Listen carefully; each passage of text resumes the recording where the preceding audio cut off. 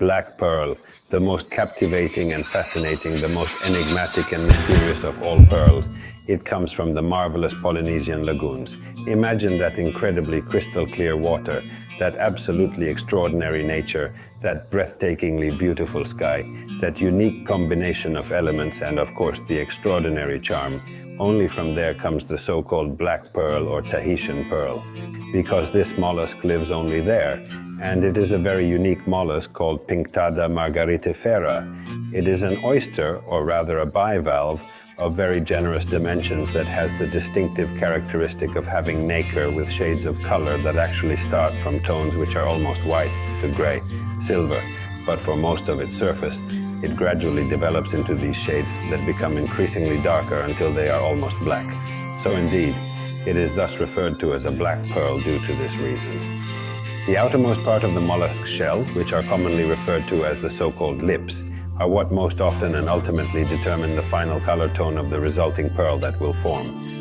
The Tahitian pearl is indeed a completely cultured pearl, falling into the category of so-called South Sea pearls, and perhaps it is indeed beneficial to clarify a concept here which applies to pearls in general. There certainly are three primary classifications of categories of pearls: freshwater cultured pearls, saltwater cultured pairs from Japan, which are known as Japanese akoya, and then there is also another category called South Sea pearls, which includes some of the most prestigious and valuable specimens. Within the South Sea pearls, the representatives are the Australian pearl and the Tahitian pearl, such as the well-known. So, we are indeed absolutely dealing with the Tahitian pearl at the highest peak, currently at the moment of greatest value. Tahiti, along with Australia, certainly indeed provides us with the most important and significant contributions in terms of value in the world of gems. The Tahitian pearl, with its colored tones, its size that evokes a somewhat mysterious charm and allure, and its objective rarity, certainly gives us something truly special. That is, indeed, the value of pearls. The value of pearls is indeed determined by many factors, and here we can say something once again that actually applies not only to the Tahitian pearl, but in fact in general indeed. You should know, and keep this in mind because I believe it's quite useful information, that the value of a pearl in general, regardless of its type, indeed depends on four very fundamental parameters, which are quite intuitive, if I may say so, and extremely important. The first is size. Obviously, the larger a pearl is, the rarer it is, and therefore the more valuable it is. The more regular its shape, and thus the more the pearl tends to be round, the rarer and more valuable it indeed is. Then the size, the shape, but there is another extremely important parameter, which is surface cleanliness. What is meant by surface cleanliness? It refers to whether there are irregularities, pits, traces of matrix, lines, or any kind of issues on the surface of the pearl that alter its smooth surface.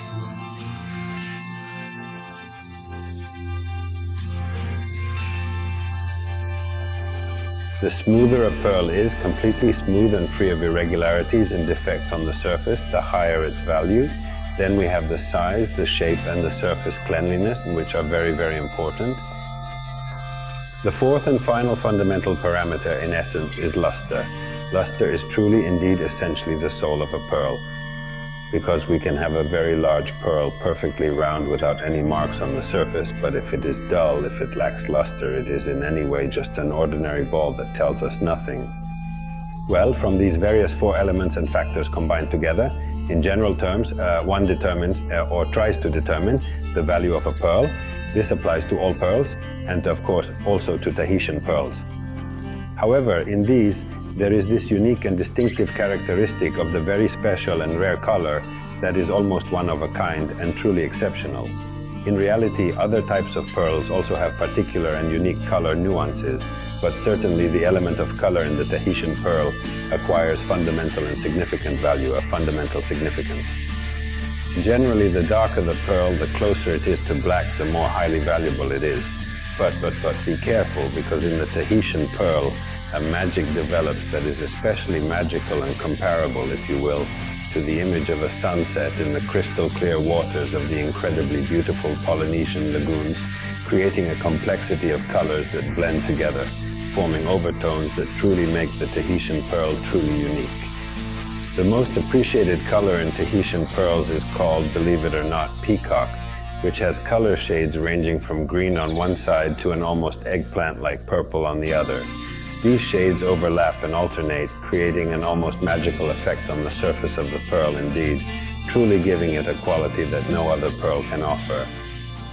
Tahitian pearls are cultivated using the same techniques employed in the process of the cultivation of Japanese 𝙤𝙤𝙤𝙤 pearls, and historically this has also led to truly unique and distinctive characteristics in the Tahitian pearl market.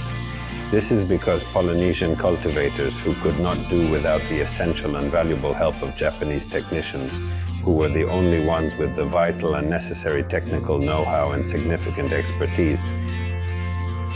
So the Japanese technicians traveled to Polynesia and performed the grafting themselves, which involved inserting the mother-of-pearl bead into the body of the mollusk to initiate the pearl formation process. And since this was a key role that the Polynesians were not able to replace, they found themselves for a very long time somewhat subjugated and controlled by Japanese economic and cultural dominance, which in some way also exercised a monopoly on the finished product, which were the pearls that were then not so much sold at auctions but rather bought in bulk directly by the Japanese. This has created a very unique market for the land of Tahiti for many years, a market that over the years, in the beautiful and exotic land of Tahiti, has increasingly opened up more and more.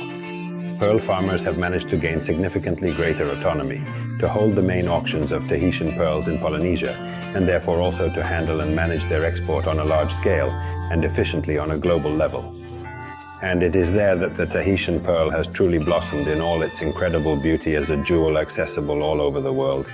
Before, we were almost at the level of myth, almost like a story about pirate treasure. It's no coincidence that filmography has provided many inspirations for the use and myth of the Tahitian pearl. When the markets opened up a bit more, it fully entered as one of the most precious, rarest, and most emblematic pearls that can create jewelry of extraordinary uniqueness, admired by connoisseurs and collectors alike. It is truly a gem that ranks at the highest levels, revered for its unparalleled beauty and exceptional quality. As I mentioned before, the technique for cultivating Tahitian pearls is essentially very similar to that used for Japanese 𝙤𝙤𝙤𝙤 pearls. It involves implanting a small sphere of nacre along with a piece of epithelium, which triggers the production of the pearl inside the mollusk. So the Tahitian lagoon pearl, which is well known, has a layer of nacre over the spherical nucleus of mother of pearl.